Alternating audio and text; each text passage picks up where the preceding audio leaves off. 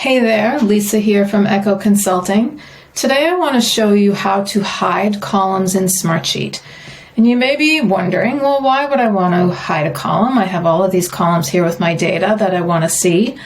And the reason for that is a few things. Sometimes you're working with somebody that you don't need them to see everything. Sometimes you've got some columns that you may not need right now, or you just they're kind of in the way and you don't need to see them. Sometimes you've got some columns that are like system columns and you just don't want them to be visible on your sheet. You don't want to have to look at them, whatever. How you will do that is you come over to a column that you want to hide, and you either click on the three dots for the column menu, or you right click and you see this menu that pops up, and you're going to scroll down here and you're going to click Hide Column. And so now that column is gone, and you can see here that there are two little lines very close to each other, a little hard to see, but if you look, they're there. And you can just drag over and you can see that, that column that you just hid. If I want to hide it again, I'm going to right click, I'm going to hide the column. Okay? I can also come over and say unhide all columns. So let's go step over here for a second. I'm going to select some more. So I'm going to click on this one. I'm going to hit shift and then click over here. So I've selected a range. I'm going to click on the three dots and I'm going to say hide column. So it's hiding all of them.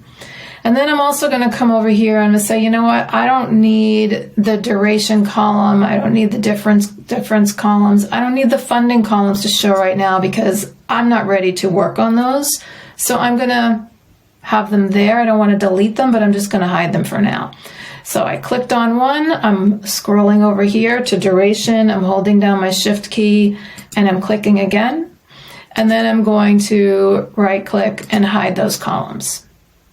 And then while I'm at it, I think I'm also going to hide this project number column because I don't really need that right now, but I also don't want to delete it because it might be helpful later on. So I right click on it, or I click the three dots and I say hide column.